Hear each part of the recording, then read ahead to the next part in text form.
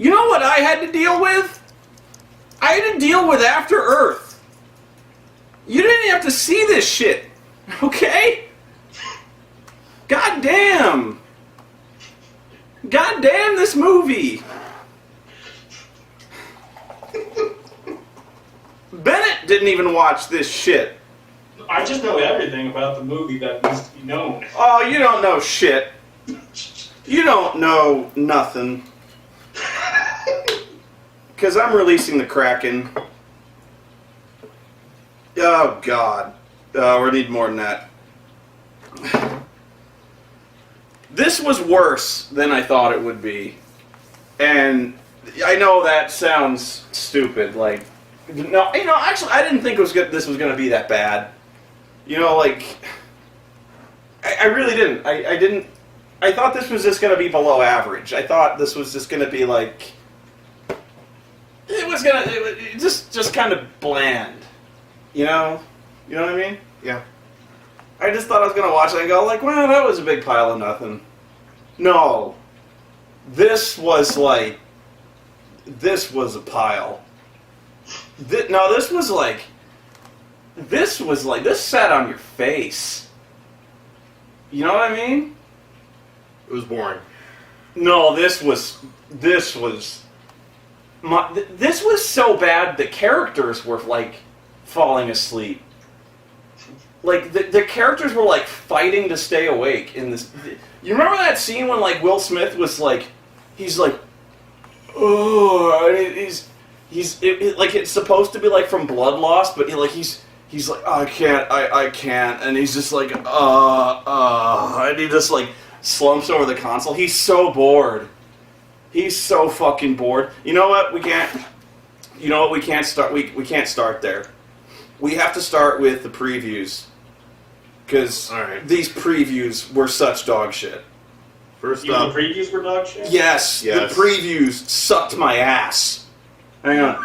The first one, upon walking in, we kind of walked in as it going. Oh. But it was Grown Ups 2. Well, wait a minute, that Kevin James? Yes. Adam Sandler, Kevin James. Because it's funny. Spade. They're funny because they're man-children.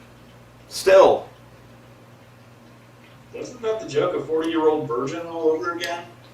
Because Kevin James is a man-child, which is the plot of every fucking... I don't know, whenever I see an Adam Sandler movie, it's kind of a white noise. I just hear him going, ah! Adam Sandler has that screech, and he just always does it. He's got one voice, Adam Sandler, where he's, I didn't mean this young! Like that. So we're walking in during Grown Ups, and I didn't even know what it was, but I just heard, get the hell off of my car! Ah! Don't mess with the Zoheads! At least he stopped doing that simpering female voice. Would you like a piece of pie? No, he does. He does. Like when he did. Does that shit? No, when he did Jack and Jill. Oh. No, that was. Jack and Jill. Jack and Jill was all right by me, if only because Al Pacino had. No, Jack and Jill was all. Get the fuck out. I'm saying one scene can redeem a movie, and Al Pacino singing the Dunkachino song. Oh, the Dunkachino. Fucking hell. When she sat on the fucking pony and the fucking pony's legs exploded. Oh, fuck you, chat room. Hunter? I liked Waterboy. Yeah, 1997 called. And it told you to fuck off. I liked... Yeah, you're that guy. You're that guy who every time someone brings up Adam Sandler, they say, oh, come on, Happy Gilmore was awesome. Happy Gilmore was 17 years ago. What the fuck have you done for me lately? Asshole. Hey, Billy Madison was alright. Stop looking at me, Swan. God damn. God, the guy makes 2 good movies! And they were the same movie! Happy Gilmore and fucking Billy Madison about a fucking retarded guy going back to school or playing golf. It's the same movie. By that logic, I could go, but Spoonie, Unbreakable was good. Oh, and God. Sixth Sense was a good movie. God, shut up. I'm already spilling shit on myself. Ugh. Cheers, folks. Whatever fuck off, Hunter. I'm gonna kick your ass. I'm not in the mood. You're getting a timeout. You're gonna go sit in the corner. Yeah. You're gonna sit in the corner until you shut the fuck up. You're banning him from the chat? No, I'm making him sit in the corner and wear the fucking hat of shame. He's that guy. He's that guy who said, "Oh, I loved Happy Gilmore." God damn it. So next. Yeah, and next was R.I.P.D.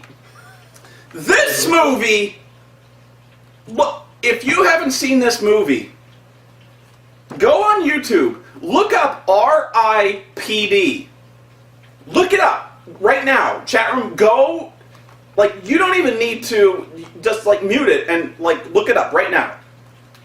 No, it's not Rhode Island Police Department. Oh, no, it's not. No. It's the MIB wannabe. It's not the MIB wannabe. It's Men in Black copied.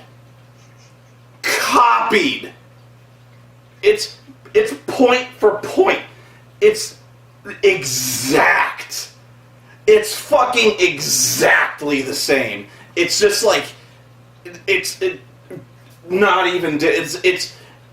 just like there's a secret organization that deals with alien infiltrators, and it's a bunch of, it's an old veteran guy and a young hip guy that are dealing with crazy aliens. Oh, and who is this young hip guy? Ryan Reynolds, I think. Yes. Yep. Yeah. But And I am willing to give this movie a pass. No, you're not. Fuck you. Come on! I mean, when has Jeff Bridges ever steered you wrong? No. Invalid URL. Why is this something to be angry about? Timeout. See, I actually want to see the movie where they team up Jeff Bridges with Tommy Lee Jones. If you don't know why that's something to be angry about, you get to sit in the corner for 10 minutes.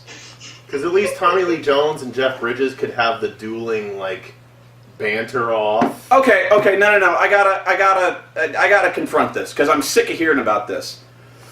Okay, I'm so sick of hearing about this, and because every time I get this email like daily, somebody is like disgusted. They're like, "Did you know that there's going to be a Highlander remake?" And I'm like, "Yes." Do I look like the kind of motherfucker doesn't know that there's going to be a Highlander remake? I fucking based my life around the Highlander movies. Are you fucking kidding me? So that's what was up with all those beheadings in Arizona those years ago.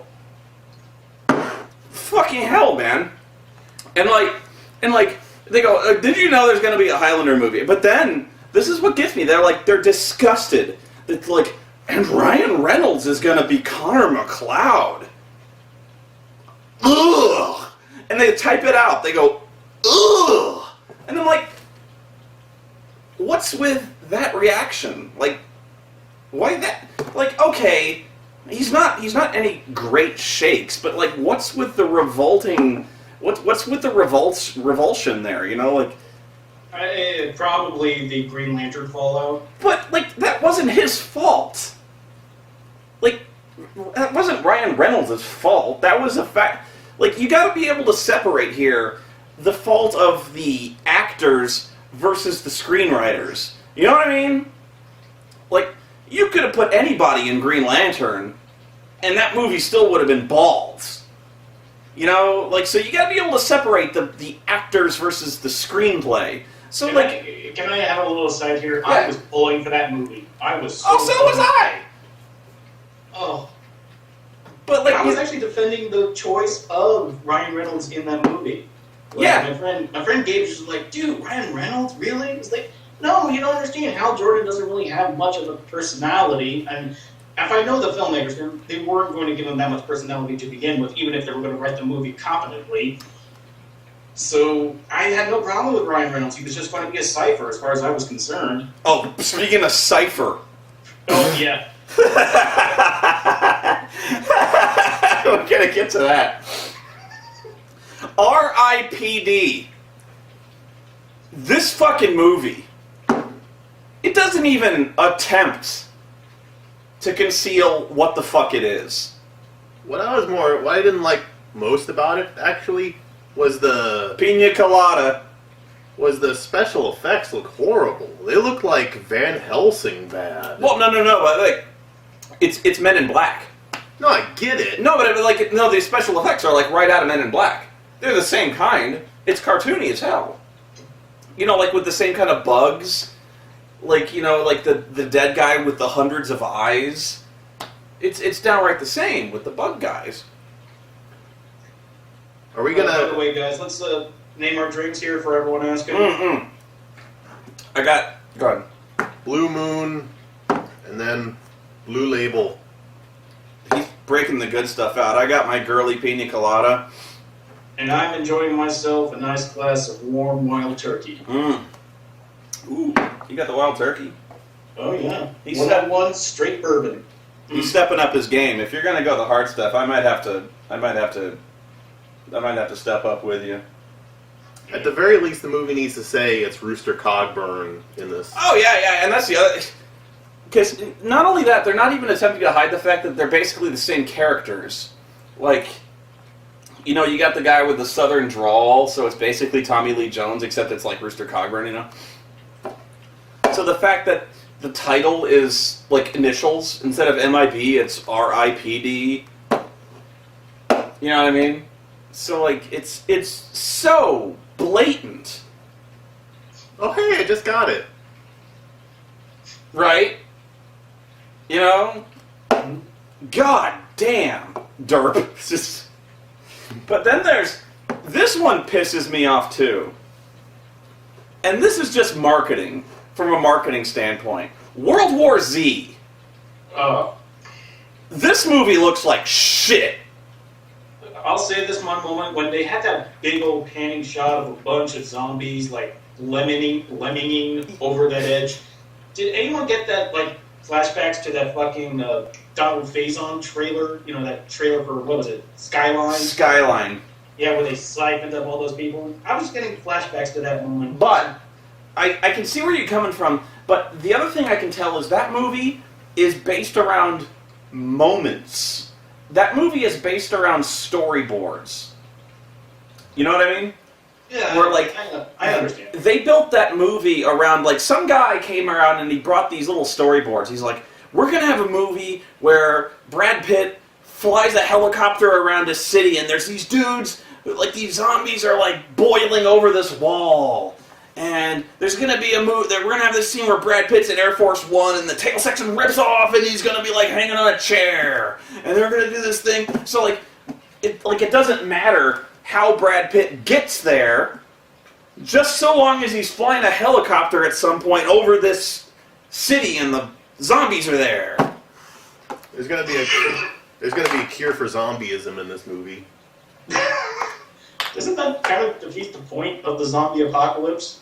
I already see the hints of it in the trailer. They're like, Brad Pitt, you must go to Russia. Yeah. Because the patient zero is there, and you must get it within 72 hours or the world is destroyed. Now, that's not the main thing, but that's not what World War Z is. Because I've read the book. Like, that's not what World War Z is. He even used it as a prop in one of his videos.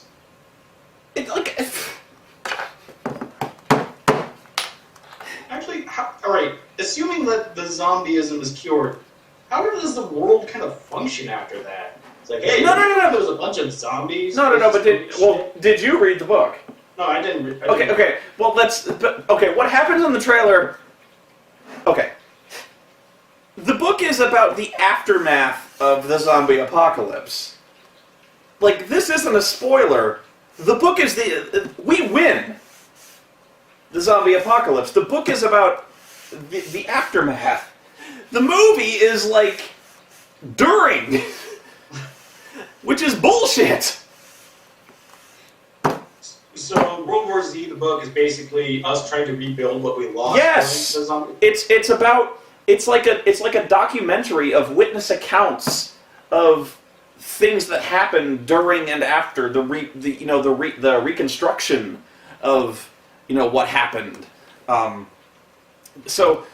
what pissed me off about this, I wasn't even paying attention to what was happening because I was just face palming so hard because the entire trailer was based around this. No!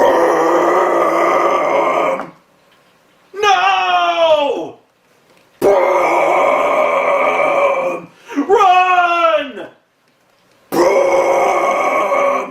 Get out of here! World War Z. The end. Fuck you! Can I just say that whole Inception sound, brass, that heavy bass sound was overused when Mass Effect 3 did it. I thought I was even old hat when they did it, and 2 years later we're still doing it? Yeah. Ugh, God. And finally, we had the Twilight meets John Constantine. We're not even close to being done with that. No. The Twilight, the Twilight shit, we're not even close to being done. Because you were like, another one? And I'm like, no. But, okay, go ahead. Because you were stunned by this, and I was like, I was like gallows humor. I was like, it's gonna get fun. No, I was surprised at how quickly this sort of thing turned out. I put way too much rum in this.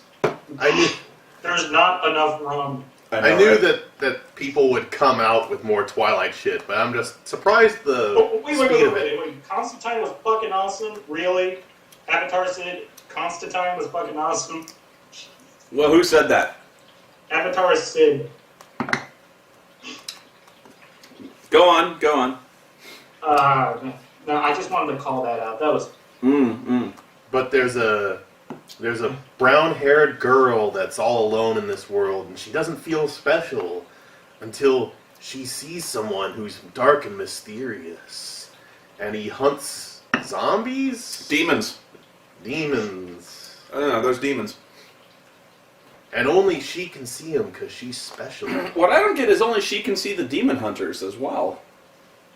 Because they're all they're kind of dressed all Matrixy too. Because they wear like bondage leather outfits. Yeah, they did the Reservoir Dogs slow walk down the street. Yeah, but she's got the bondage gear on. Because they wear like dominatrix, because they got like wooden stakes like all over their bodies, and they got like like Simon Belmont whips and shit like that. And you can already see the marketing ploy is that we wanted Twilight, but there wasn't any action in that movie. Yeah, we need more fights. Although that was the best part of the part 2, Breaking Dawn Part 2. That's what I mean. Is although that might spice up the movie a little bit, where there's a lot more action beats, because that really was the best part of Breaking Dawn Part 2, was the big war scene. You know what I mean? No, the best part of that scene was Dakota Fanning getting fed to wolves. No, the best part of Breaking Dawn Part 2 was... Right, that aside, Dakota Fanning being fed to wolves, when I first saw that in theaters, I cheered. I mean, True. not like a weak, more like a chimpanzee making noise in the cage kind of cheering. Like, yes! Fuck that bitch! Yes! Ah! What else? Oh, Thor. Thor looks average. It looks... Well, there's nothing in the trailer really to It looks they don't like tell us anything. It looks like every superhero movie ever. I was actually pretty high about it, but then I was watching it going like this. It looks like there's a bad guy, and then there's the girl in danger, and Thor's like no, and then it cuts to like Thor, and you're like eh. Well, to be fair, that I think that's the kind of angle that they wanted to take the Thor movies. They wanted to have like the sort of overly dramatic, very old-timey kind of, like a Pantheon kind of story. And I could definitely see that working.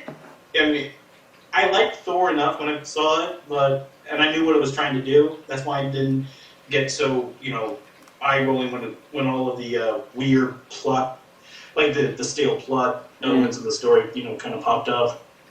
I just wonder if they're ever going to justify the presence of Natalie Portman, because she's like, I'm in this movie, and I'm like, why?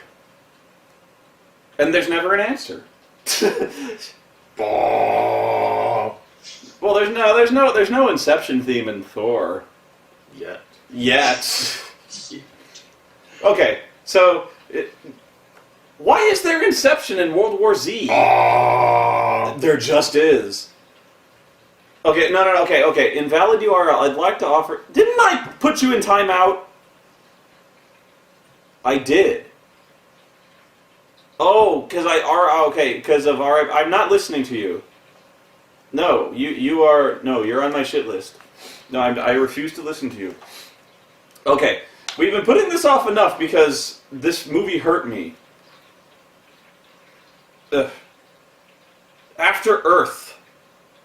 I'm not actually after. People are calling it After Earth. No, because the first thing I have to mention is the accent. This accent is impossible to quantify. I don't even know how to start. It hits you front and center. Yeah, you may have hopes that this may be, because here's the thing is I've read a lot of online reviews, and they already want to proclaim this worst movie ever. And No. Well, I don't know yet because I think this is the Geely factor, that they smell blood in the water with M. Night Shyamalan, and they all want to pile on as what's the most hyperbolic, worst ever thing they can say. And so you want to go in with an open mind and be like... Yeah, I did, actually. That's what I mean. Is I didn't think it would be this bad. I really didn't. And we start off with a voiceover by Jaden Smith. I don't remember who gave the... No, it is him. It is. I'm not confused about his name. Oh, yeah, Jaden Smith, yeah. But yeah, he's giving a voiceover, and you go like, seriously? That's the voice you're going with through this whole movie? Yeah, because you're like... And then he gives a whole 5-minute voiceover of the history of what's going on. Because we were looking at each other going, really? What, really? Because it sounds like he's doing buckwheat. Yeah, buckwheat. But like, kind of an upper class buckwheat. Doesn't that distort the concept of buckwheat? Yes!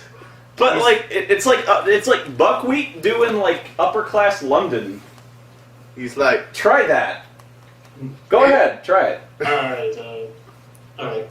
Getting the upper class British accent. Yeah. Now do that doing buckwheat. 1, 2, 3 times a mayday. Not quite. But you're zoning in on it. He starts off like the aliens came to Earth and they can smell fear, and my daddy is a ghost. Okay, I'm doing more Bob Dylan buckwheat. It is able day. It's not quite that. It's not quite that sing-songy. It's really hard to replicate because it's so alien. And the thing is, I know why. It's by intention, because, and I know this was Shyamalan's intention, because I know this is so what he was going for, and this is where this is his signature, because the whole point is he's like, okay, these guys abandoned Earth like 1,000 years ago, and so like culturally these guys are like all weirded out, like the culture's all mixed together, so like they, it's almost like, you remember Serenity or like Firefly, where like they use like Chinese curse words. And so, they're kind of all culturally whacked out. So like they go, oh, well, their accent would be all kind of funky. So that's what they're going for. So they have this really weird, unidentifiable accent. So it's kind of, so he like invented this accent that everyone has, right? It's so stupid. It's so dumb. So he invented this dialect of English that everyone had to learn, and it's so stupid. Because now everyone had to learn this accent, and nobody has it consistent. You know what I mean? Oh, I definitely know what. So one person. We have a Robin Hood kind of moment where people decide to put on British accents, but But it's not British. Some people do it more British, and some people do it less. And Jaden does it more like Jaden does it like Elmer Fudd. And how about it be like my father, who's a ghost? And then Will Smith does it more like, who does Will Smith do it more like? He's more Southern, I think. Yeah, he does it more like Southern. And then more people do it more like British. You know what I mean? Yeah. So it's really weird. I saw one guy do it more like South African. You know? So it's really funky like that. So I know what he was going for. I know what Shyamalan was going for, but he was just all over the map with it, and it was really, really distracting. And instead of being immersive and weird, okay, here's what he was going for. This is what he was going for. And here's where you had gotta either admire the balls on this guy, or really just shake your head and pity the guy. He was going for A Clockwork Orange.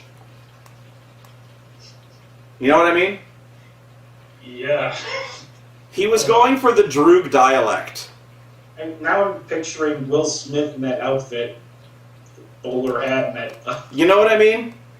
You know what I mean with the Droog dialect? Yeah, I know what the Droog dialect though. That was what he was going for. He was going for that accent, that dialect. That I'm calling it. That's what he wanted. Guaranteed. Yeah. And oh my God, he so does not have the chops for that. The biggest problem with this.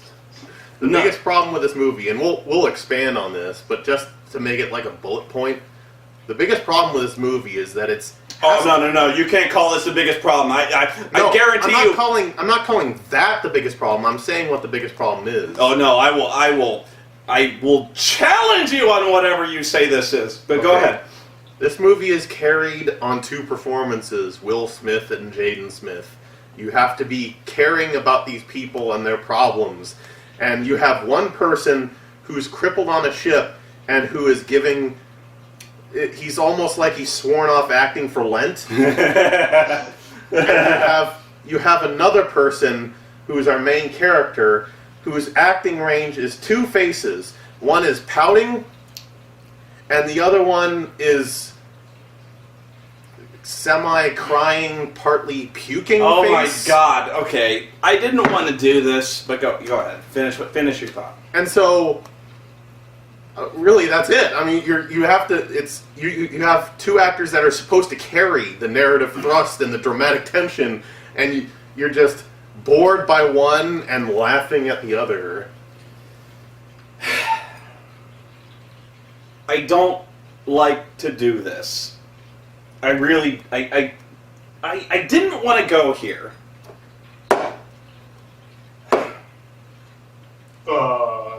But, because I don't like to... Just say it. Just be brave. Be brave. Jaden Smith sucks. Be brave and pick on a 14-year-old. He sucks. And really that's this... Because if I'm going to sum up the movie, it's actually kind of... Unintentionally, this movie is actually very clever. It unintentionally is kind of a work of art, very much despite itself. By accident, and purely by accident despite itself. Because this movie is about...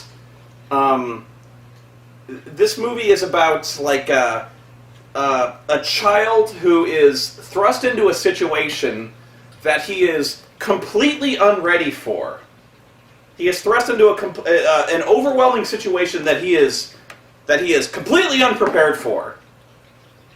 That his father has unrealistic expectations for, that he is unprepared for, and that he should be completely overwhelmed by.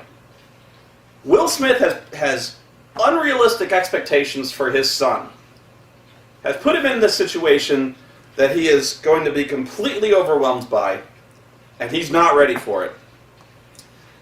I don't want to bash on Jaden Smith, because this kid tries his damnedest. He really does.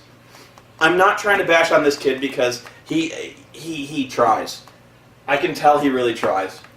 And I don't want to beat up on the kid because he's trying to please his father. You know, he's trying he's trying to make his dad happy. You know, he wouldn't do this. He's trying to make, you know, he wouldn't do this if he wasn't trying to make his dad happy. And that's the sad part about this movie. You know, he's doing this for his dad. You know what I mean? He's not doing this because he thinks he's a great actor. You know, he's not doing this out of ego. He's doing this because he's trying to do this to make his dad proud. And he's not ready. Did you hear what Willow Smith backed out for the Annie remake because she just wanted to be a kid? Yeah. Like, even after, Jada Pinkett went on records, oh, she's just resting for her comeback. That's why she backed out of the Annie role. It's like, what is with these fucking parents? Eric's in the chat says he's doing it because his dad is giving him $1 bazillion for this movie. No, his dad is telling him, you're ready. He's telling him, he's like, you can carry this movie. He says, you know... At least with Karate Kid, you had the supreme likability of Jackie Chan to fall back on. But with After Earth, it's Will Smith going, you can do it. He's saying you can do this. You can do this. You know, and he can't. You know, it's not. And the thing is, it's not that he can't. It's that he can't right now. He needs experience. He needs work. And he just can't do it right now. He's not ready. And the thing is, any director worth his salt, and that's the key, any director worth his salt, and maybe he did need to do, yeah, you're actually great street guru, maybe he did need to do this movie. Maybe he did need to do this movie because this really exposed him. Because he's not ready. This movie... Yeah.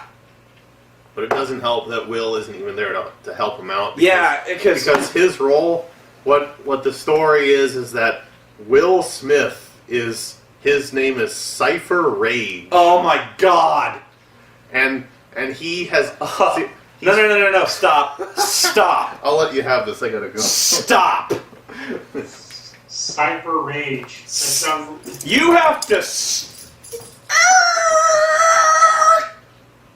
Steven Seagal's character never had names like that. Pump the brakes. Movie, stop.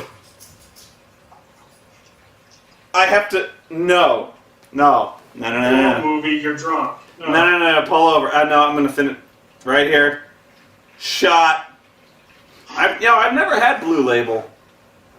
Oh, don't down Blue Label like a shot. Don't, I gotta sip it. You're supposed to savor it. I gotta savor it. You gotta savor it. Hang on. I'm gonna savor it. Mm-hmm. Right. That's like $100 a bottle. Is it? Yeah. Holy shit. Blue Actually, is expensive shit. You don't take shots of it. You sip that shit. Actually, that has decent taste because I had that Canadian Club shit. Mm-hmm. That's like paint thinner. Yeah. This actually has a decent taste. Yeah, that's the difference between bottom shelf whiskey and good whiskey. Good whiskey has flavor, has aftertaste, has body. No kidding. Bottom shelf is like nail polish remover. Okay. Anyway. Will Smith's character's name is Cypher Rage.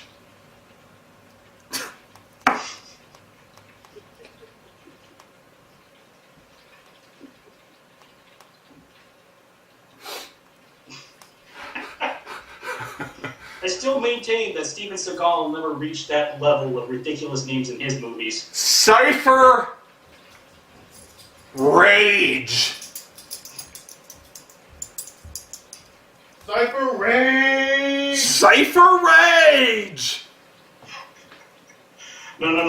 Not spelled like Cypher from Final Fantasy VIII. No. Cypher spelled like Cypher. Right? Cypher Rage.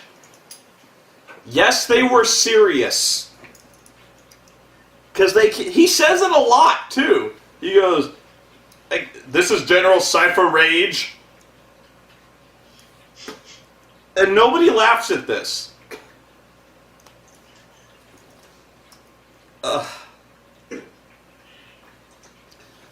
His mother... Mrs. Rage. Mrs. Rage!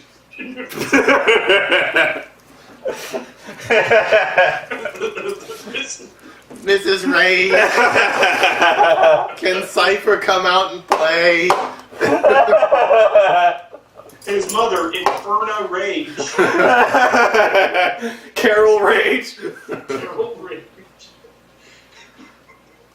His dad, Fred Rage. Boyd Rage. Boyd. And his brother, Yancey Rage. Chauncey Rage. Chocolate Rage. Chocolate Rage.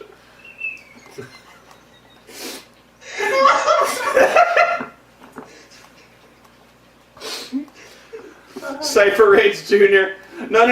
His name is, what's his name? Katai! Katai Rage. It's the only way you say it. His name should have been Anger. Anger Rage. Quiet Rage? Adamantium. Oh yeah, we're cousins to the Mad family. Mad Rage.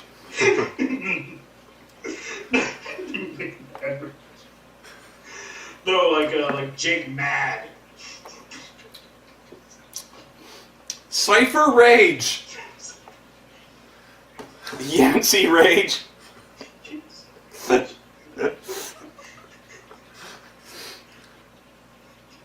Will Smith. Will Smith wrote this for him. Aggressive Rage. He wrote this for himself. You know, there's a movie called Southland Tales. That movie sucks, by the way. But there's a line that I always loved where The Rock is talking about a movie that he's in.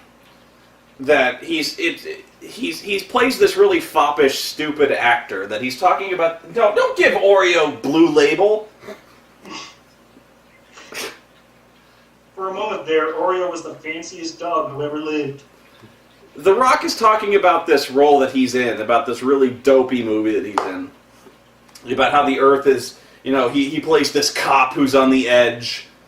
And his name is Jericho Kane. You know, it's basically like Casey Ryback or Forrest Taft. I'm telling you, like, I'm looking at Steven Seagal's entire list of names from characters in movies he's been in. These are great. In the one in his TV show, it's Elijah Kane. John Fist. Roland Salinger. Jason Blade. Jonathan Cole. Red Stigface. Rock McFistface. Rex Colt. Beef McGoodbody. Jericho Kane. But yeah, I have never heard in my life an actual movie character named Cypher Rage. If you actually, I was telling Miles this, if you brought, like if we were playing an RPG, a tabletop RPG, and you brought me a character named Cypher Rage, I would laugh you out of the room. Like, if you brought me a Shadowrun character named Cypher Rage, I'd be like... I was more confused by Cypher's wife's name. Yeah, it sounded like failure. She's like, failure. It's like... Failure Rage? It was like... Yeah, it's like... Flayla. Failure. Failure. He says it like 3 times when I'm still... hello, my wife. Failure. I thought it failure. According to IMDb, failure. Faya Rage? I heard failure. Failure Rage. Bob Rage. Failure Rage, Sorcerer of Light. Bob Rage, I'm a CPA. Fanny Rage. Anyway. We're not even into this movie yet. Will Smith is a ghost. No, he's a ranger who can ghost. Here's these aliens that can only attack because they smell fear. No. No, you're getting mixed up. Aliens attack the Earth. No, I'm sorry. No. Humanity has destroyed the Earth. The aliens did not destroy the Earth. This is a sequel to The Happening. Yes, this actually might be. Humanity has destroyed the Earth because they bitch slap us right from the beginning. That humanity has... This is not the aliens' fault. Humanity has destroyed the Earth because of overpollution. We fucked this up. Oh, hang on. Wow, we got some spammers here. Well, hang on. I gotta deal with some spammers. Goodbye. Sorry, got some spammers. Okay, so you can't even blame this on the aliens. We fucked it up. Okay? Okay. No, we can't actually kill these aliens with water. Their weakness... Actually, their weakness might be even dumber. It could be. Okay. So, we overpolluted the Earth. And we fucked it up. Then, the aliens attacked to kick us when we're down. Okay? We got another spammer here. I know. Okay. Okay. So, just to kick us when we're down, the aliens invade us. But I don't think they attack us directly. They breed monsters to attack us. The monsters they breed to attack us, they hunt us, and the only way they can see us is they see us by seeing our fear. They see the pheromones that we secrete from our fear reflex. The Ursas. Well, that's one of them, I think. The Ursas. Okay, so they can see our fear. So humanity has developed a fighting force to hunt them called the Rangers, who do not fear, who have trained the fear instinct out of them. Okay. So basically, they're Green Lanterns. Yeah. They learn to overcome fear. They've overcome fear. So, because fear is a choice. That's the tagline for the movie. Okay. So smart choice. So Cypher Rage does not fear, and Jaden Smith is his son, and he fears. So he has to overcome his fear, and that's the arc of the movie. Okay. But the problem is okay, Cypher cannot fear, but that somehow means he's now a Vulcan and doesn't have any personality whatsoever. Yeah. Apparently, no fear means he has no emotions. He has no expressions to speak of. Seriously. He gives a monologue. I will now... actually, you go ahead, and I will just sit here, and I will give Will Smith's entire performance for you live. One of the few times we get dramatic performance here. Okay. You want to know how I learned to stop fearing? I ran into an Ursa. This looks like a Christian rock album cover. I was on a run when I shouldn't have.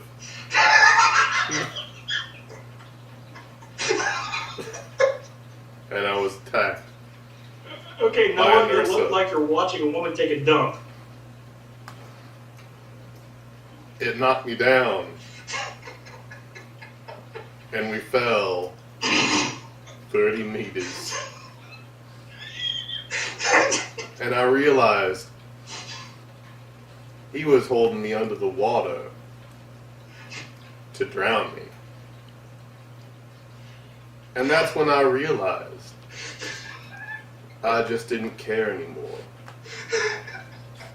And so I pulled my spike out and I stabbed him.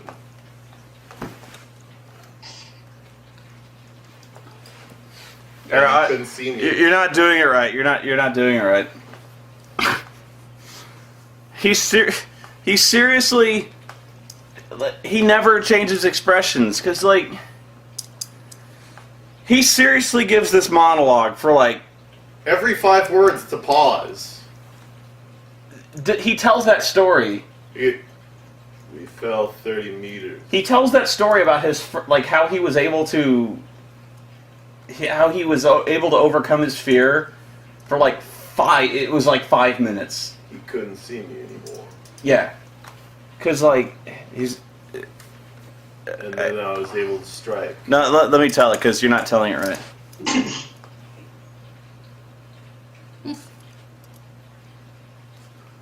I was on Earth, and then I saw it. It came over the hill, and it smelled my fear.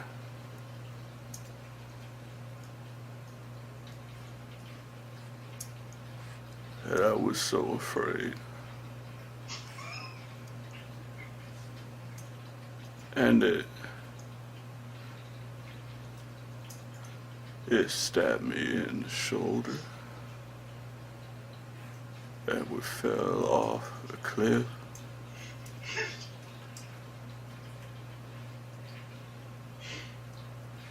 And I realized it was trying to drown me.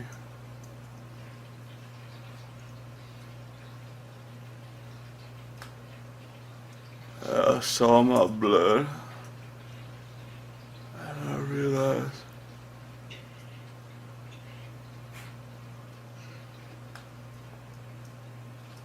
I wasn't afraid anymore.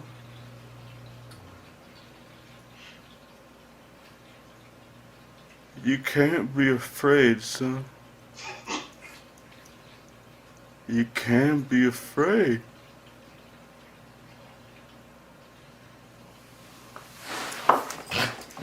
Thank you!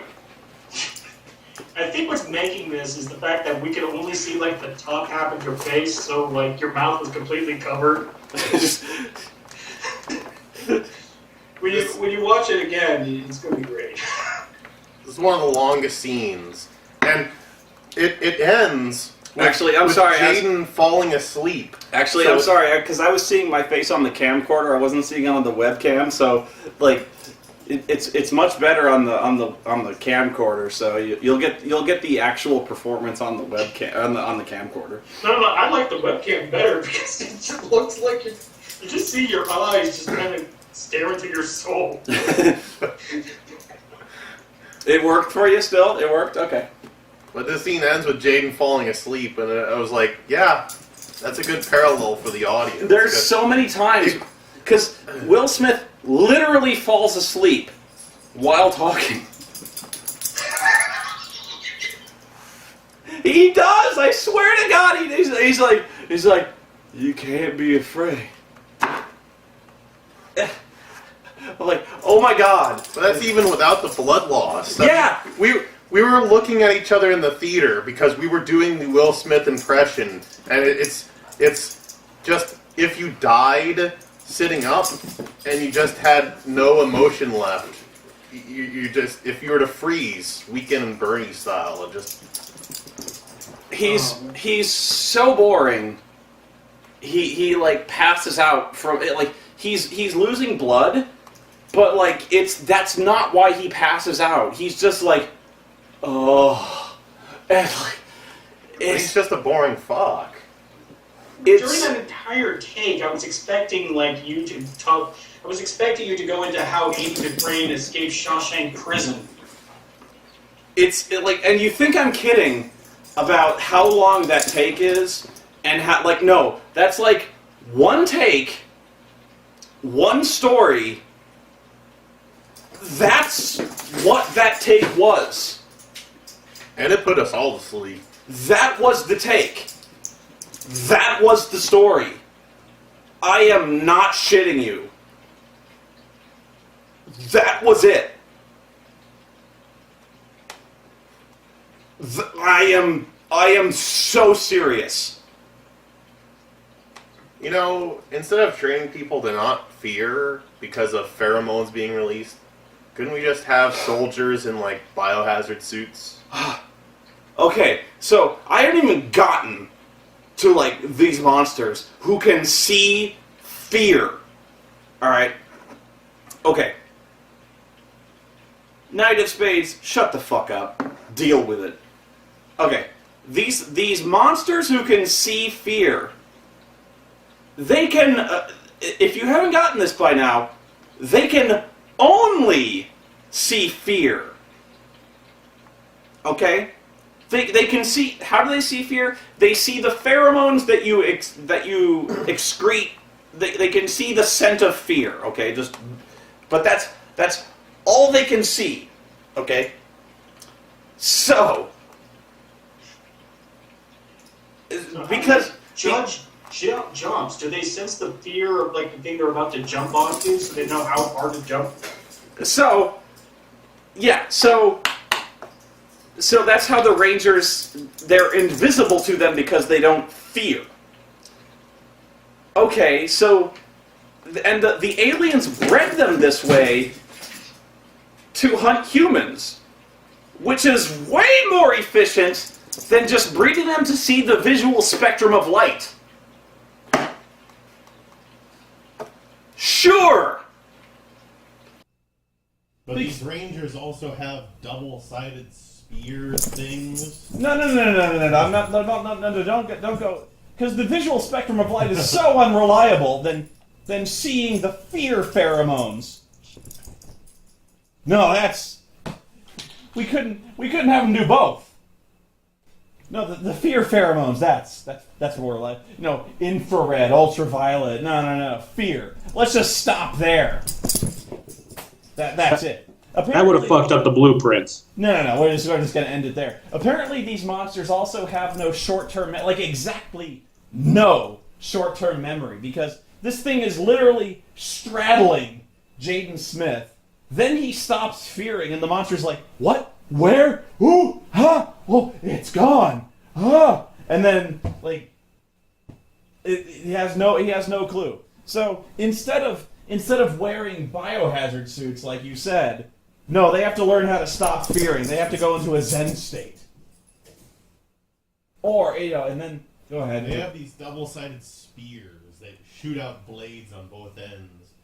But this is the future. Why don't we have, guns? No, they don't have guns in the future. This is supposed to be about 1,000 years later. Why don't we have phasers or some shit? No. The guns would be cheating. Or they don't have robots. No robots to fight them. That wouldn't be fair. And by the way, this ship has everything. Everything on it. Except more than one fucking emergency beacon.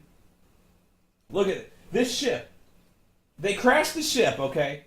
And this, by the way, was bullshit. Okay. the ship, they're going somewhere. I don't know fuck where. They get caught in an asteroid storm, and the tail of the section gets torn off. And this is right away where things get bullshit. So they're like, okay, so Will Smith, he tells his son to strap in, and then the tail section gets torn off, and then Will gets sucked out the tail section of the ship. That scene in the trailer. Yeah, it's the scene in the trailer where Will gets sucked out the tail section, ship crashes. So Jaden, he wakes up and he's like, huh, Dad! He gets up and then he goes like 10 feet away and there's Will. Then there's his dad. And you're like, wait a second. He got sucked out the tail section. He's right there. What? How? We saw him like. I'm Cypher Rage lol. Yeah, he's Cypher Rage. Apparently he like shouldn't he be with the tail section? Like, that makes no sense. Like, he should be with. In fact, you wonder like if he should be if in another cut like in another edit of the script he should be with the tail section and he's trying to like if he's trying to talk him to the tail section. If I hadn't known there was no Shyamalan twist in this, I would have thought that Will Smith was just the mental reconstruction by Jaden. That's what I thought. Guiding him through, and then, once he gets the beacon and people come rescue him, he'd be like, where's my dad? And he's like... That's what I thought. Be like, General Cypher Rage died 3 days ago. What? That's what I thought. If there was a twist, that's what I thought it was. Was like, he wakes up in the wreckage, and he like hears a signal on the radio, and he's like, Dad? And he's like, yes, I'm in the tail section. You gotta come get me. I have an emergency beacon. And he goes to the tail section, and he finds the beacon, and he finds his dad, but his dad's been dead for days. And he's like, ah! And he's been internalizing his dad, but he's made his dad proud because he internalized all his lessons and stuff like that. That's exactly what I thought. And in fact, I bet in an earlier cut of the script, that's what happened. But, yeah, that would have made so much more sense in the script, and I bet in an earlier draft of the script, that's what happened, because it makes so much more sense. But no, somehow he's in the head section of the ship now, even though he got sucked out with the tail section. I don't know. Sucked out to get sucked back in. Yeah. Yeah, somehow I just made a better twist than Shyamalan did. From what I hear, that this was actually supposed to be a Will Smith story that M. Night Shyamalan touched up. Because that's exactly who you want to punch up your script, M. Night Shyamalan. Okay. So, back to the ship.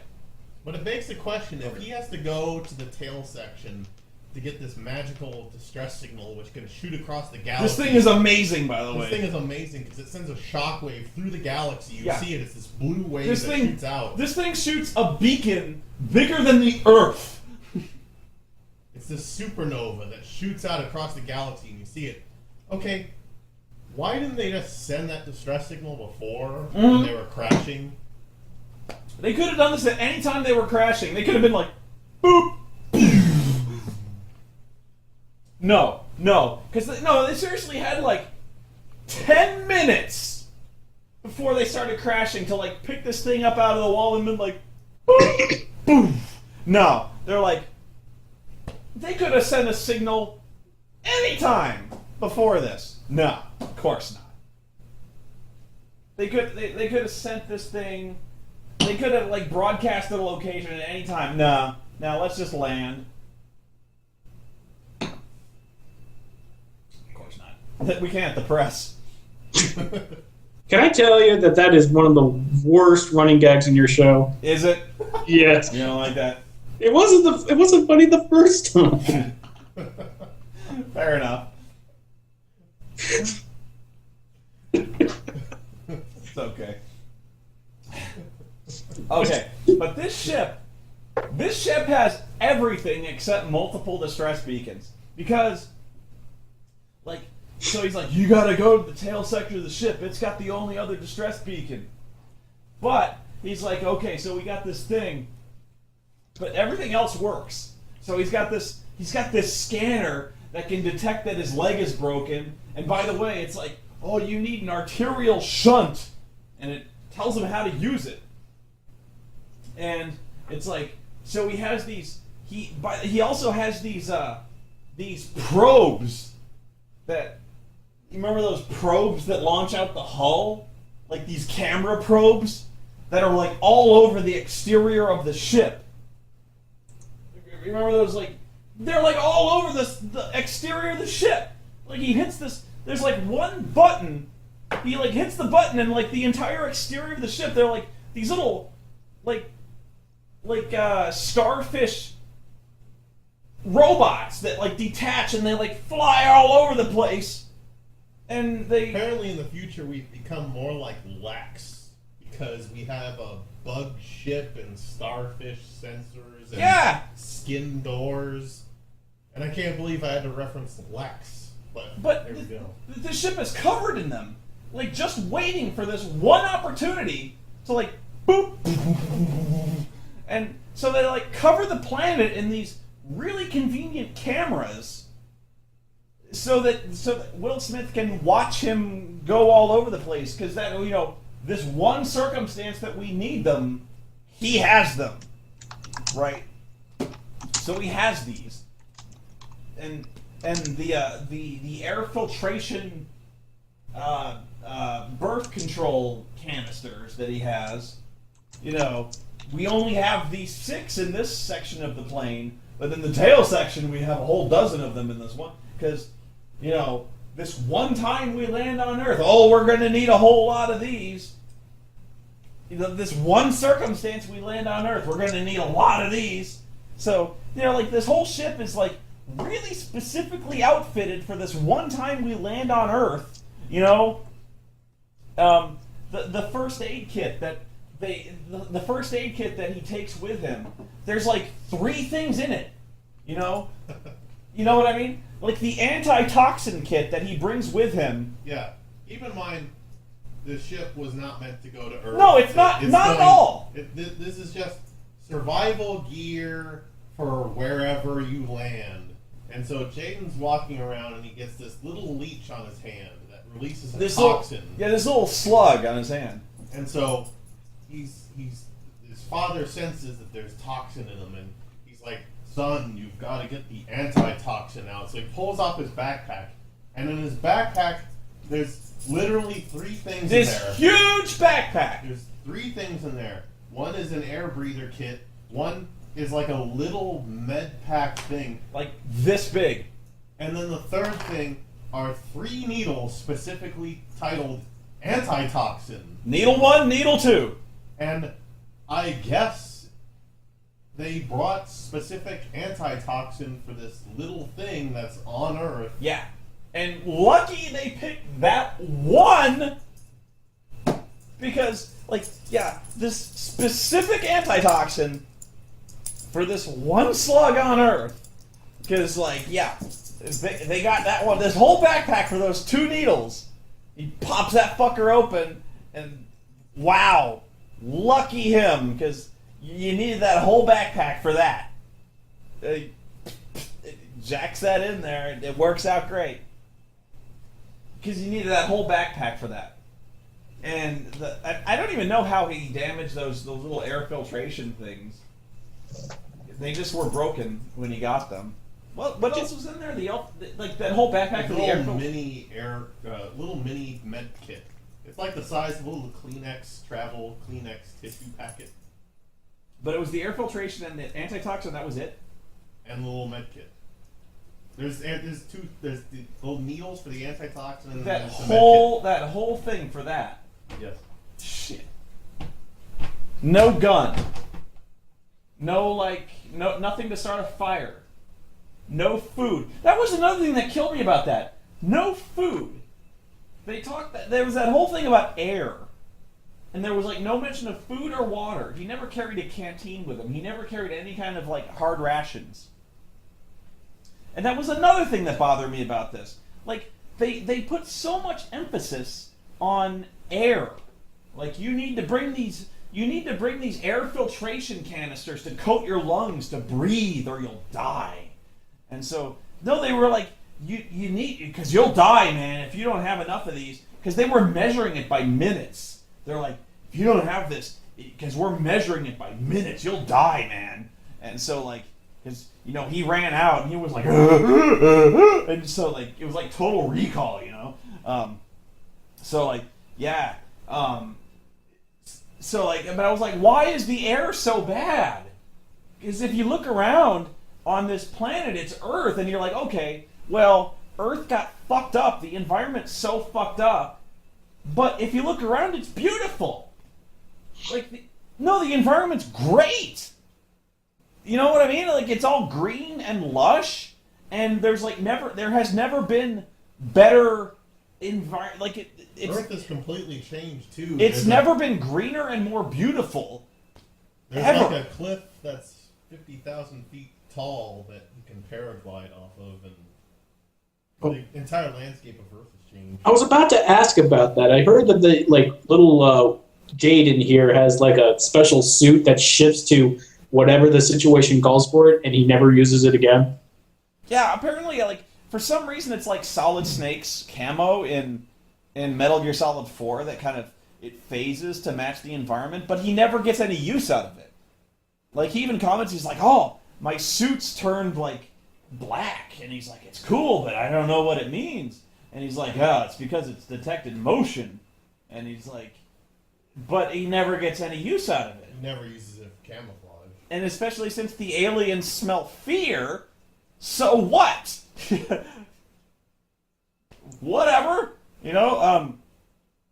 But yeah, the air is supposed to be bad, but there's like it's never been a more optimal environment for good oxygen. I don't get that at all. The other thing is like the Earth apparently for some reason freezes over nightly. Did you understand that at all? No. Yeah, apparently every night the Earth like hard freezes, like completely freezes solid. What's that ozone layer for? Did you hear that? Did you hear that at all? Hear what? That the Earth freezes every night in this movie? Yeah, I heard that quite clearly. And I'm thinking in my head how that works. Like, is the ozone layer depleted? Is it knocked off its orbit? I don't know. No, that's not possible. And there's enough ozone that there's like tropical rainforests all over the planet. No, because if that was the case, if the Earth freezes, there wouldn't be any plant life. And there's like the Earth is covered in vegetation. Which is why it makes no sense. And plus, if they try to make the argument, well, these plants have evolved on this Earth that freezes over every night. Then, but it doesn't, because these are jungle, this is like tropical plant life. And no, and I'm looking at the trailer, and then they have a bunch of animals that apparently adapted for the harsh environment, I think. But again, they haven't, because it's really just like, there's baboons. Like, so if baboons can live on this Earth, and not humans, like what? Did the baboons evolve gills? That's how they could breathe the supposedly toxic air? There's baboons and giant eagles and buffalo, and there's whales and what else? There's like mountain lions or lions or whatever. And where the hell are they supposed to be where you can find buffalo, mountain lions, whales in the same general vicinity? I don't know. And that was the other funny line that Will Smith says. He's like, everything on this planet has evolved to kill humans. Like the buffalo. Buffalo kill humans. Like that actually would have been an interesting movie if the buffalo had like seen Jaden Smith and were like, motherfucker, and like came after him. Because that actually would have been an interesting movie if seriously everything on Earth had evolved to kill him. But it was actually kind of docile, kind of a docile planet where not everything, like very few things had evolved to kill him. In fact, there was this one time where the baboons had there was a baboon looking at him, and like Will Smith was like, "Don't do anything," and then Jaden threw a fucking rock at him, which pissed the baboons off. I guess I wasn't feeling tension for yet another reason.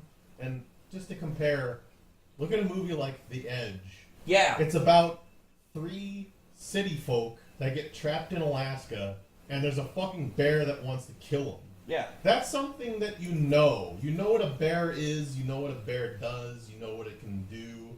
And so you're right along with them as you're trying to figure out, do we run? Do we make little spikes or spears and do this and that? You can understand what they're going through. In this movie, it's just whatever. It's just coming up with whatever at whatever time. It's just making things up as you go along. Like the toxin thing. Jaden just gets this slug on him, and it has toxin. Oh no, what do I do? Oh, conveniently in your backpack, there's 2 needles that you can stick in. That's antitoxin. Yeah, Tension over. There's never any moment where he's forced to do anything to survive.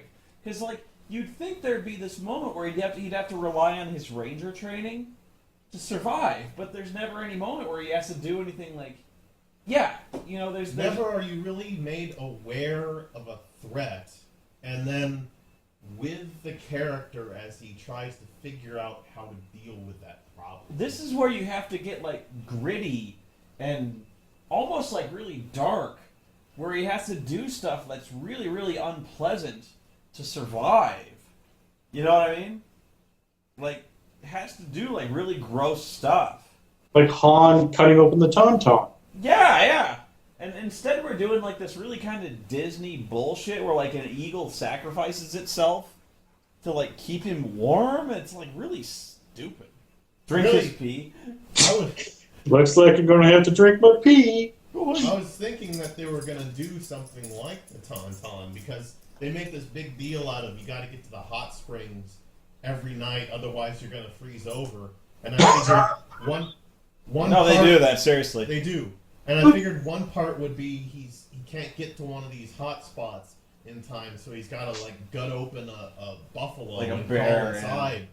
But no, he just always conveniently finds one. Well, what's goofy is they never even established the fact that the Earth freezes over until, like, the very, very end of the movie. Like, so we never even established that there's any real kind of danger until, like, the last 15 minutes of the film. You know? Because it would have been really handy to establish the urgency of him reaching these thermal hotspots, because it's very, very important or he'll die. You know? But no, they don't do that, so there's no sense of urgency until the very, very end of the film, and then it's too late. You know, we don't care. But even so, the science of it, and I know I'm calling science on this essentially bullshit movie anyway, but it's even then it's so completely implausible that it's just unbelievable. That you're expecting us to believe this environmentally destroyed planet that when we get there is beautiful. There's absolutely no reason why we couldn't move back there today. This planet is fine. There's no reason we couldn't go back there today. Okay, there's giant eagles and mountain lions. So what?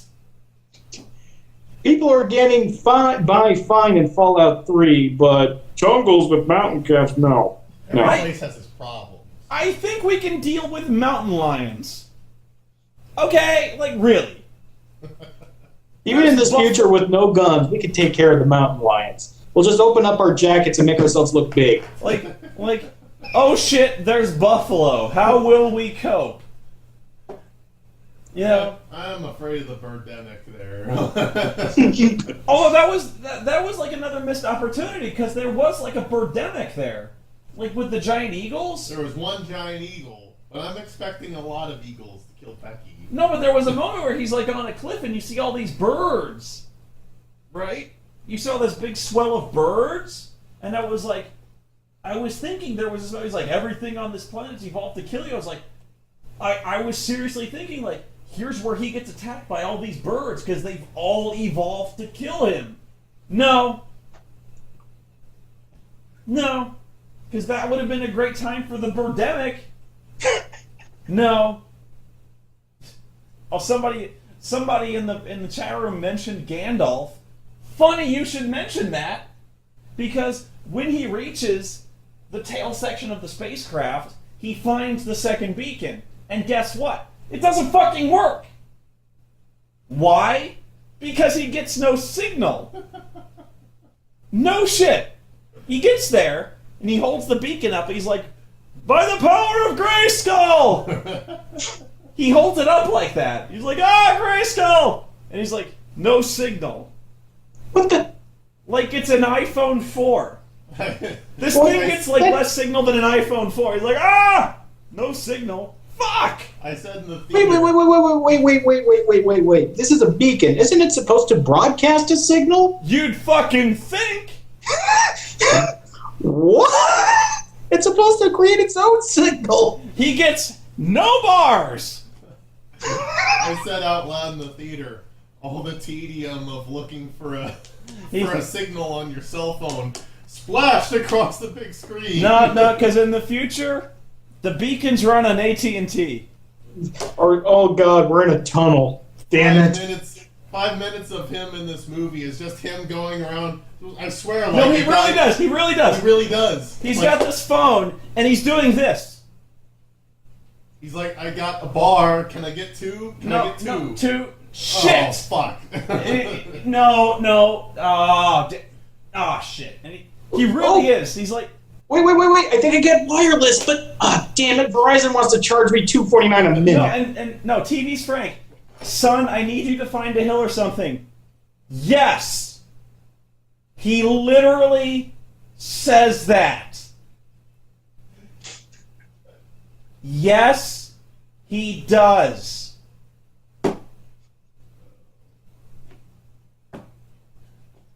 I am not shitting you. So the huge climax of this movie is Jaden Smith finding a hill. Yes. Yeah. Except it can't be Hollywood enough just to get a hill. No, he's got to climb a mountain out of Mordor. Yes. No. Here's the funny thing. I called this. Okay. So he goes. The ship.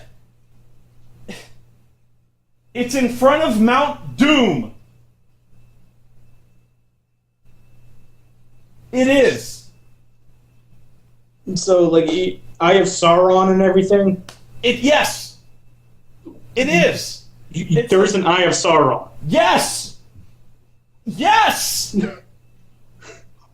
It's like there's the ship, okay? Imagine this crashed ship, and then, like, immediately behind it, Mount Doom!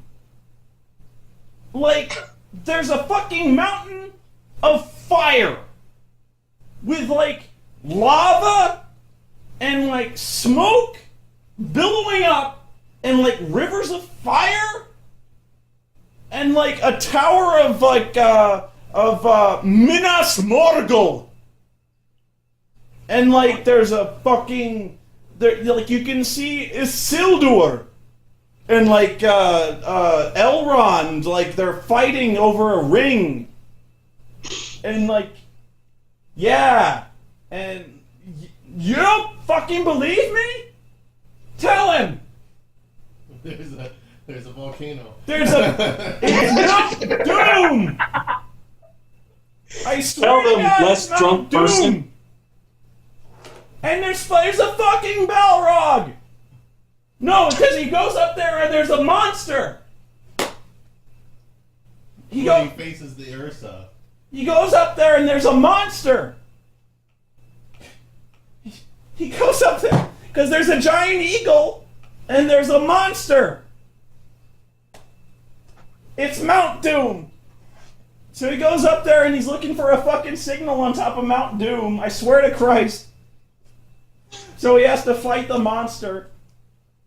And he finally decides... He discovers his inner blandness. He finally discovers how to become complete wood. And he does this and he kills the monster. And then he finally gets a bar. And Like finally, when he gets like a signal, he shoots the beacon like this. You can't just say, "Oh, I've sent the beacon." No, it shoots a laser that fucking. It's this Highlander 2 laser beam that's this pure white that shoots up into space, and then it like punches through the moon, and then it then blows up in this supernova ring, which you can reaches see out. it. You can see it from fucking Pluto. Because people can't just believe that radio signals travel through No, yeah, space. yeah, it wouldn't be we cinematic. Yeah, we need a blue ring that shoots across the galaxy. Quickening! Yeah. It's like This future sucks. There's earlier in the movie that a soldier wants to thank Will Smith. Wants to thank Cypher Rage because he's oh my god. and he's in this wheelchair and he's like, stand me up. He's Yeah. only got one leg. He's Yeah, like, yeah. Stand me up. Yeah, because he wants to salute Cypher Rage because he saved him from like a fucking cave troll or something like that. So he's like, sir, I want to thank you for saving me from a cave troll. He's got like one leg, okay? So you gotta go. He's got one leg because in the future we don't have prosthetic legs. Yeah, this future sucks. There's no prosthetic legs. There's not even a peg leg for this poor bastard. Yeah, It's like Avatar. right. Oh, So yeah, fantastic future, and he's wheelchair bound still. Not even a future wheelchair. He's the land kind of push kind. There's no guns. You gotta fight people with sticks. there's no guns in the. Oh, by the way, I didn't even mention this. What the fuck is with it in this future where everything is made out of canvas? Did you notice that? Because their ships are made of bugs or something. Their ships are made of fucking canvas. What? I can't even explain this. Where like everything is made out of cloth. Yeah, if it sounds stupid, you're like, what? Yeah. It's like their buildings are made out of cloth. It's like, okay, so I'll let me explain. I'll try. So like, Jaden Smith finds the tail section of the ship in front of Mount Doom, and you think I'm fucking kidding about that? It's Mount Doom. So like, he finds the fucking tail section of the spaceship, and it's like, it looks like a spaceship, but it looks like a spaceship covered in toilet paper. It looks like someone TP'd a spaceship. Doesn't it? Yeah. So it's a mummy spaceship, basically. No, it doesn't look like a mummy spaceship. It looks like someone TP'd a spaceship. Like I said, it's this strange. I'm not going to use Lex because that's terrible known. But it's like Farscape, where it's a living ship. And so the doors are like this skin. And everything is kind of organic about it. It's not organic, it's toilet paper. It's like if it was organic, then like what's the idea of like the tail of the ship going out and getting blown out into space, blown out into your planet rather? Yeah, it doesn't make sense. Yeah. And they keep, you know what? The other thing is like it's weird. Like there's a lot of this thing where like I didn't want to call it at first because I was trying to give this movie some credit. I really was. But this movie rips off Lost. A lot. You're talking about J.J. Abrams' Lost, right? Yeah. Oh, wow. Like, a lot. Is there a mysterious smoke monster? No, but like, not only does the fact that there's like a plane crash. I didn't see Lost, so you're going to have to go. No, there's like a plane crash. The tail section gets ripped off. Okay. And the fact that they keep falling back on flashbacks. Okay. Yeah. There's repeated flashbacks. You're not seeing it? I'm seeing that so far. Just me? No? Okay. Just me. Alright. The fact it doesn't make sense. It doesn't make sense. I don't know. If Michelle Rodriguez was in the movie, then I'd be more inclined to believe you. Son waking up in the middle of nowhere after falling from a plane. The tail section is what clinched it for me.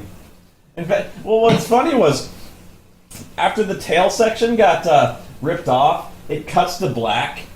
I was really like half expecting the word "lost" to like come zooming in from the blackness because I was like, "Ooh." Wow, that would have been awesome. Mr. Echo was in the tail section. You know what was really funny was when before the plane crash, the spaceship crash, there was this moment where the kid goes into the tail section of the plane because for some stupid reason they were transporting one of the alien eggs, like this giant fuck off alien egg, right? In really bad green screen, by the way. Yeah, no. Some of the special effects were good. No. Hang on. A handful. Some of them were good. No.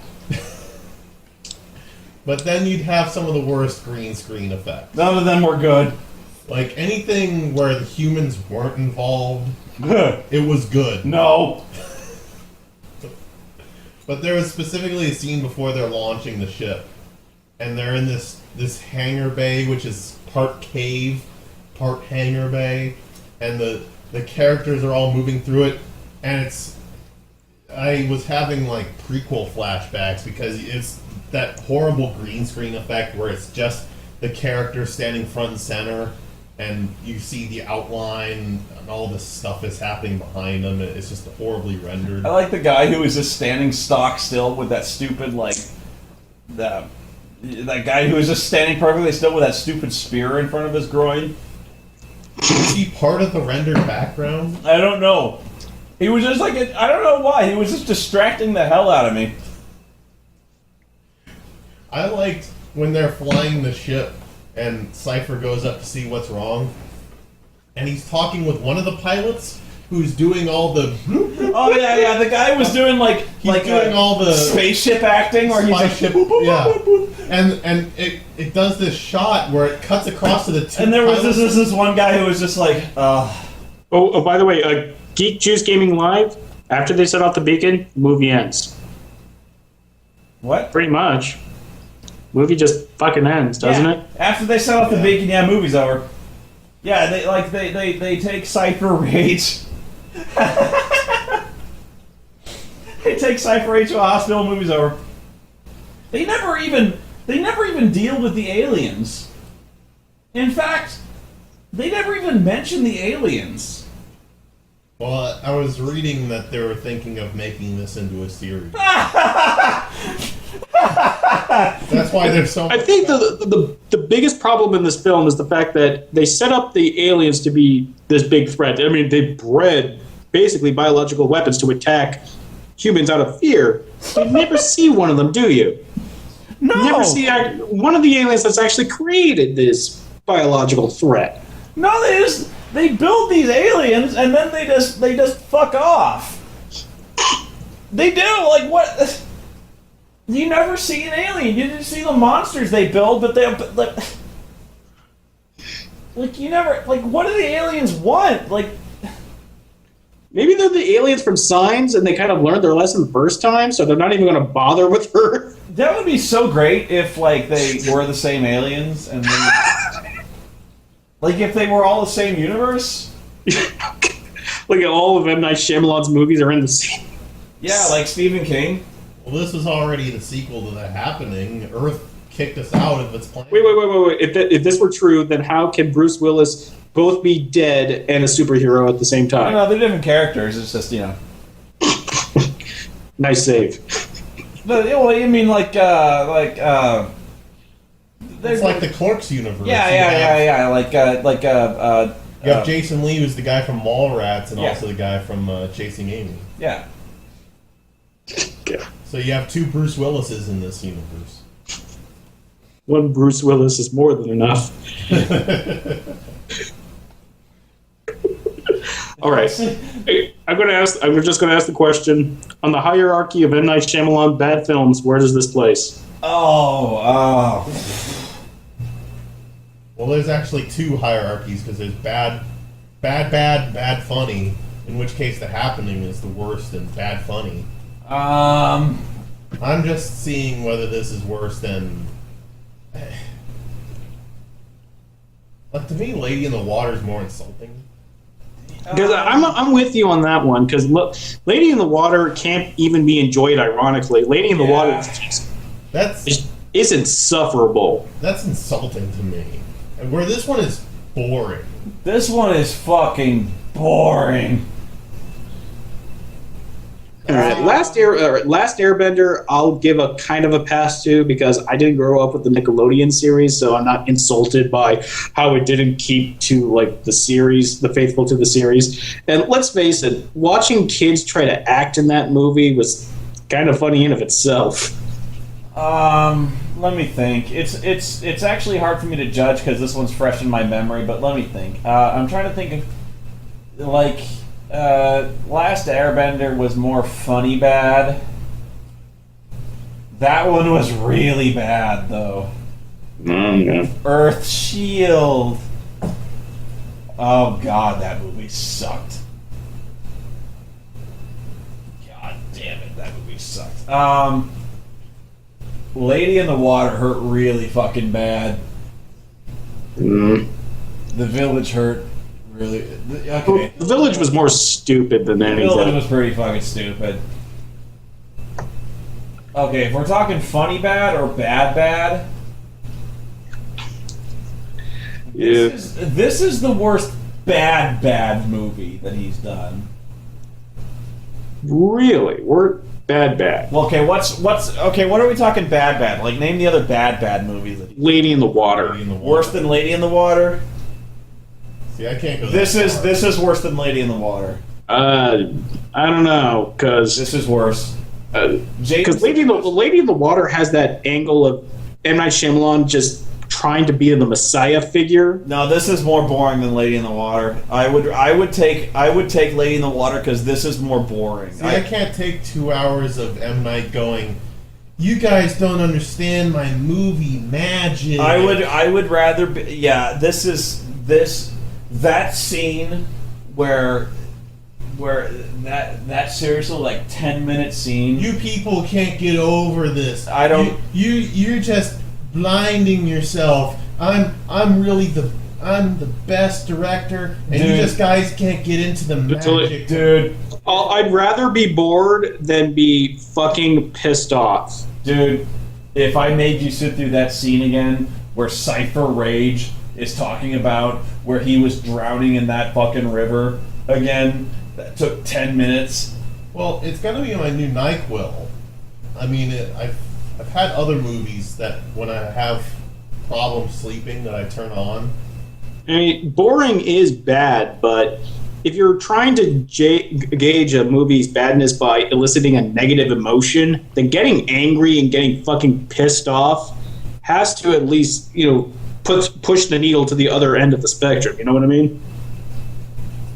Lady in the Water was funnier because I actually laughed my ass off at the lawn monster in Lady in the Water, and besides that, I had way more fun arguing with Benzai over Lady because Benzai fucking loves that movie.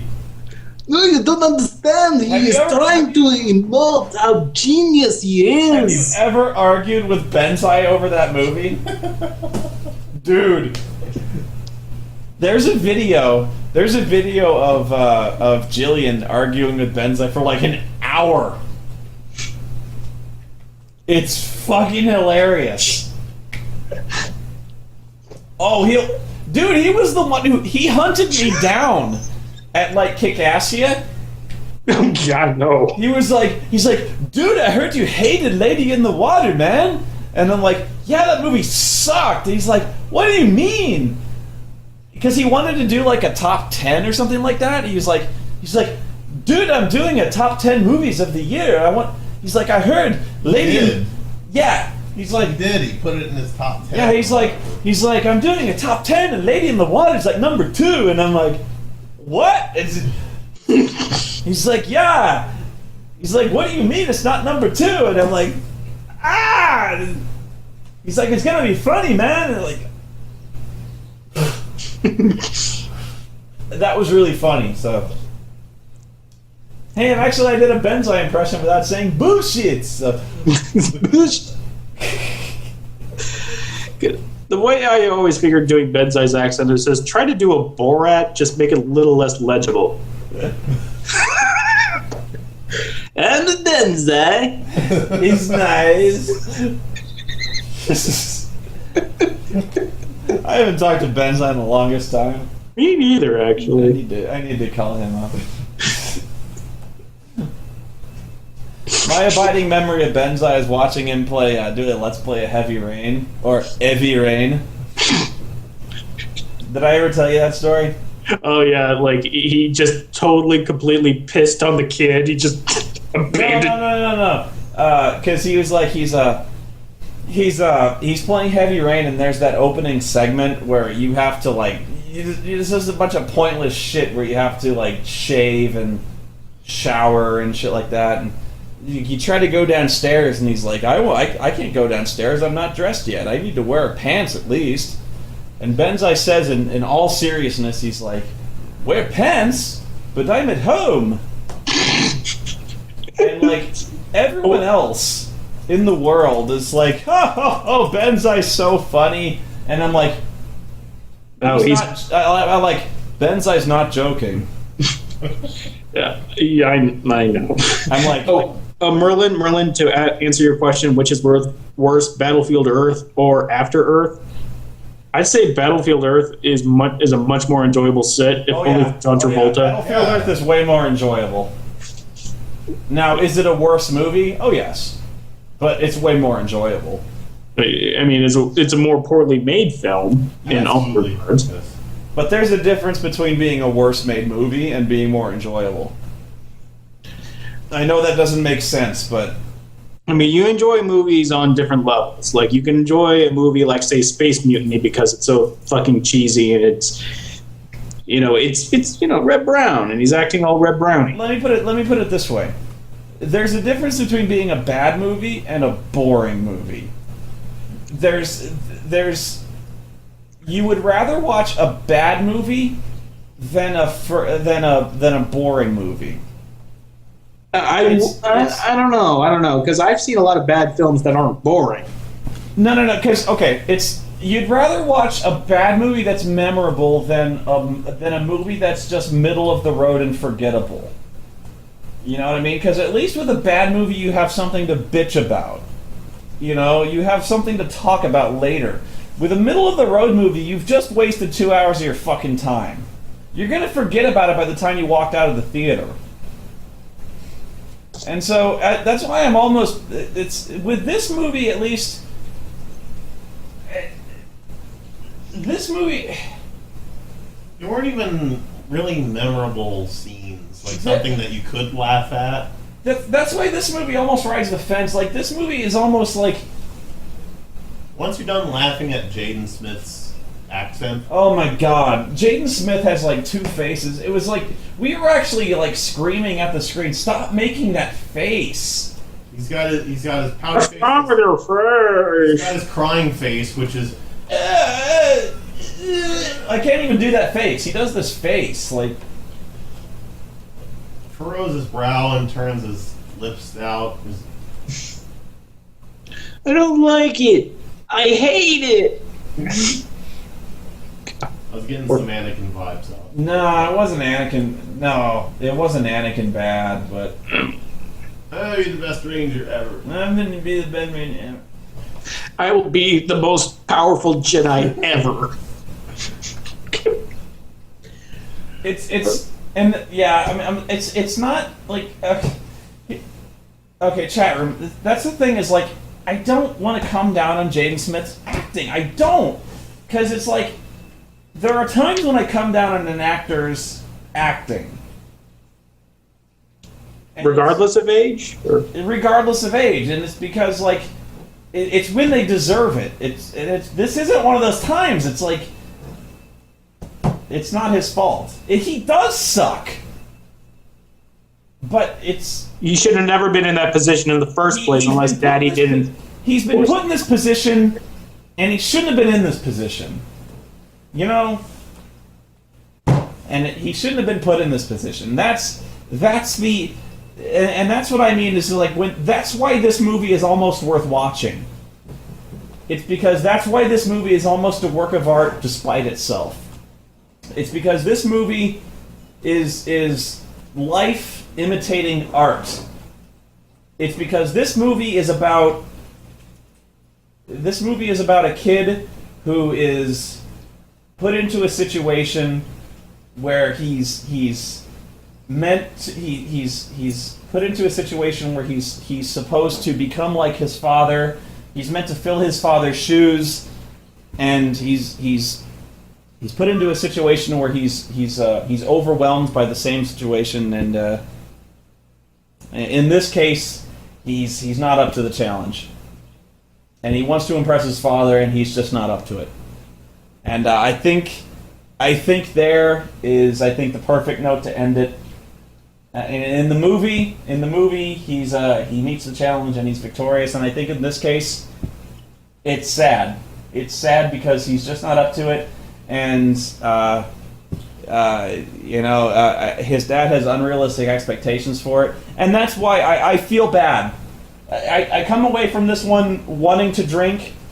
I really do feel bad wanting to drink because I don't want to make fun of this movie. I don't, because this movie sucks. It sucks because, M. Night Shyamalan, he started off really promising. He's become a laughingstock. This is what he's become. He's become this work-for-hire hack.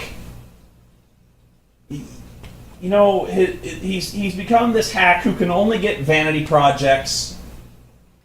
He had so much promise, and Will Smith is this guy who wants so badly for his son to be successful.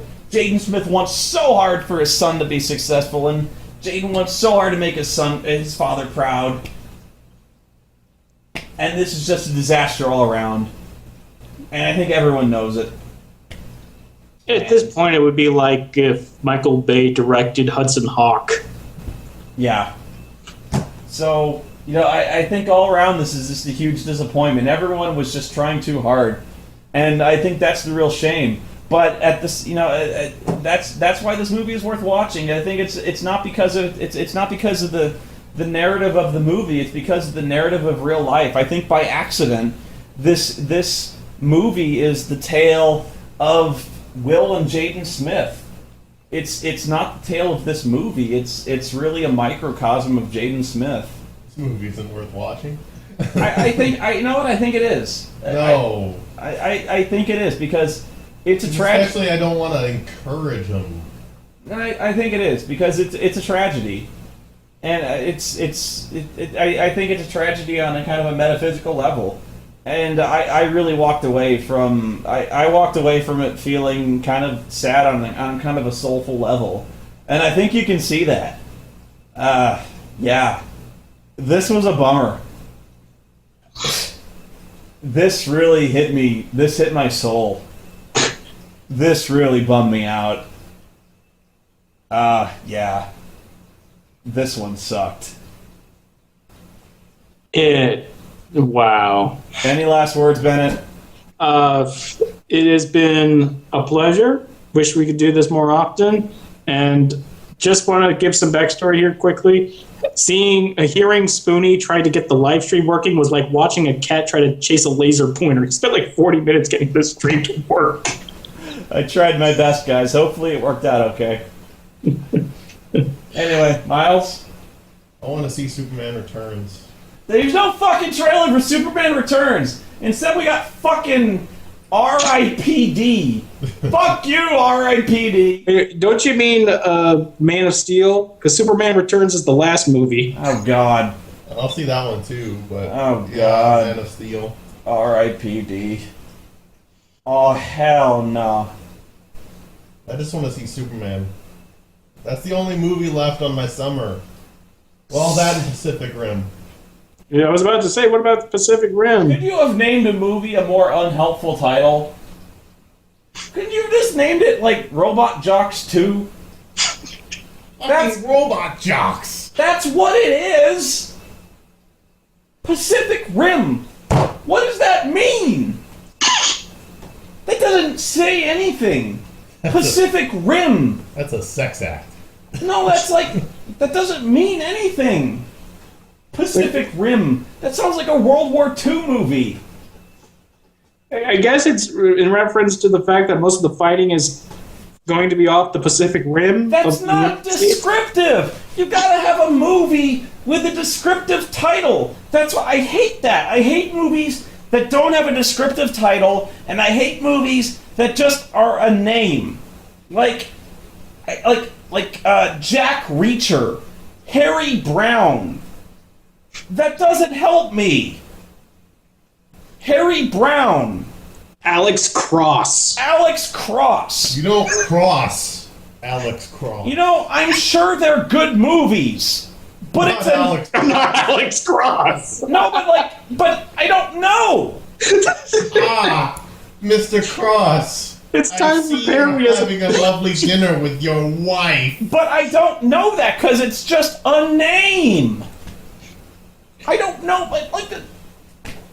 but they're like Bangkok Dangerous, okay? Like somebody, but at least I know something. We're gonna talk Alex Cross. I'm gonna pouring more shots. It's in Bangkok. At least that's a memorable name, Bangkok Dangerous.